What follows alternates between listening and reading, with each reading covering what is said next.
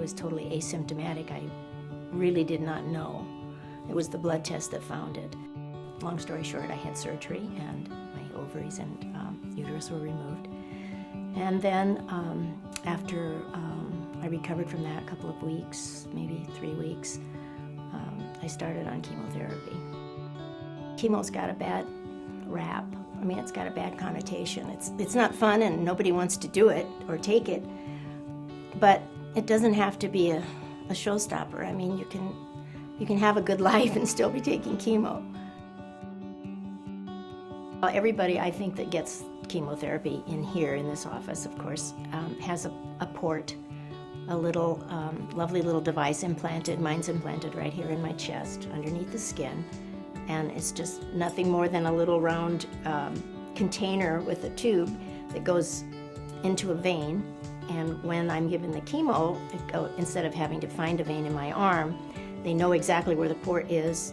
The needle goes in just in a heartbeat. You don't even feel it.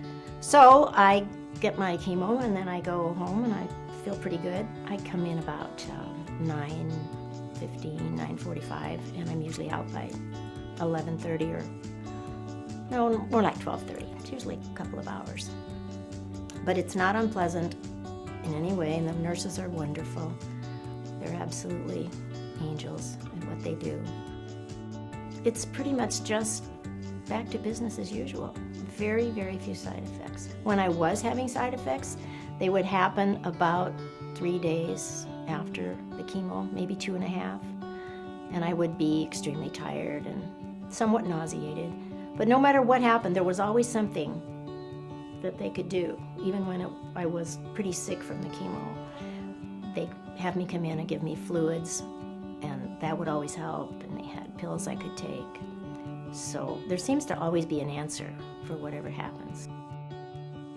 I did lose my hair in the beginning when I had chemo, and I made up my mind that I had a wonderful friend that helped me when I had breast cancer before with a prosthesis, and they sell wigs, and I just went to see her, and she had a fabulous array of beautiful wigs, and it was actually fun. It was far better than my own hair, so I just bought 2 or 3 wigs, and so hair loss wasn't a big deal. It's amazing how freeing it is not to have hair.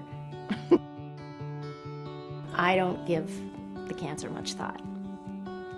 I don't read about it. I don't ask other people to tell me their stories.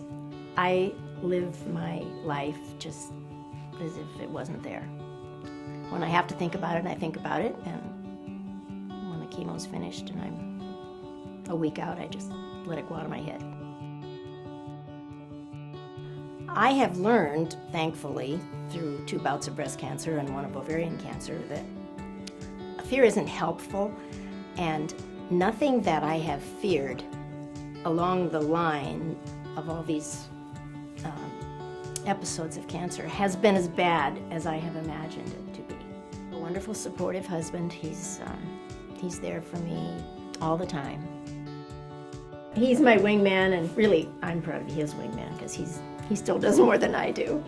But our kids are great. They're helpful when they need to be, or just there, and they check in with us. And we still go to the golf course and go out to dinner with friends, and my life has really not changed a whole lot. It's good. It's a good life.